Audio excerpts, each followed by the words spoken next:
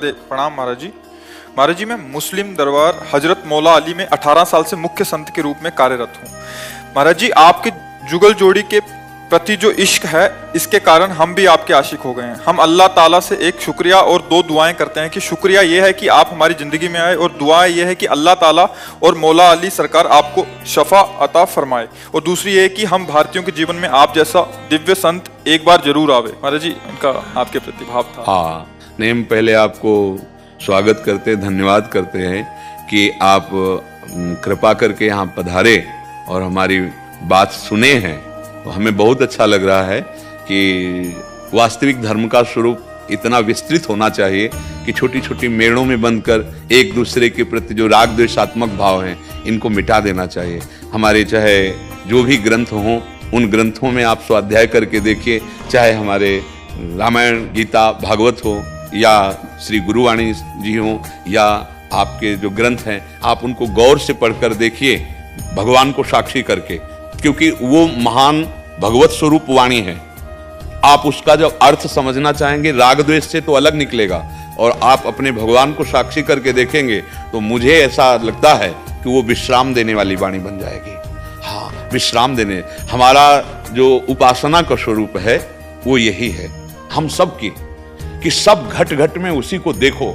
अगर उसके सिवा और कुछ नजर आ रहा है तो अभी हमें लगता है कि हमारी देखने वाली दृष्टि अभी ठीक नहीं है, राग द्वेषात्मक दृष्टि ठीक नहीं है। देखो, आप जो नाम लेते हैं वो हमारे भगवान हैं। हमें दृढ़ विश्वास है मेरे भगवान के सिवा और कोई नहीं। वही जिसे हम राम कृष्ण हरि बोलते हैं, उसे आप ऐसा बोलते हैं, उसे ही वाहे गुरु कहते हैं। वही परमेश्वर है, परम ईश्वर। वही अलग अलग नामों से उपासक पुकार रहा है। तो बीच में जो राग द्वेषात्मक वृत्तियां हैं वो हमारी हैं, पर्सनल हैं। जैसे बिजली दो तार में चलती है, ऐसे ये राग और द्वेष, अनुकूलता और प्रतिकूलता, मान और अपमान, अपना और पराया, इसी पे माया मन को विचरण कराती है। अगर इन कनेक्शनों को काट दे, फिर आप देख लो तो आप जीवन मुक्त महापुरुष हो जाओगे।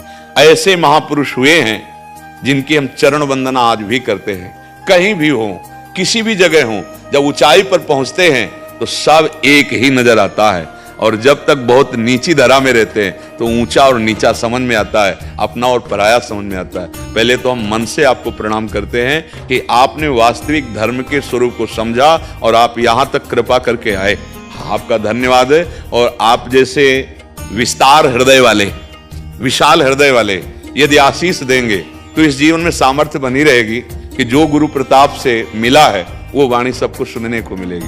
ये तो मरा हुआ शरीर है, किडनी फेल है, लेकिन आप सब संतों की और आप सबकी भागवतिक शक्ति कि ये जीवित रहे और बोलते रहे, इसीलिए जीवित हैं, बोल रहे हैं। आपका सबका आशीर्वाद मुझे बहुत अच्छा लगा। मुझे इसलिए बहुत अच्छा लगा कि ये जो छोटी छोटी बेड़े बना करके हम राग द्वेषात्मक वृत्तियां धारण करते हैं, ये कभी धर्म नहीं हो सकता।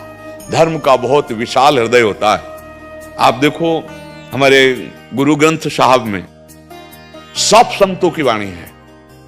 क्या दिखाया है गुरु ग्रंथ साहब, क्या दर्शा रहे हैं कि हमारा जो स्वरूप है वो सब की वाणियों में विराजमान है। जो सब संतों की वाणियों में विराजमान है वही मैं हूं, दूसरा कोई नहीं हूं।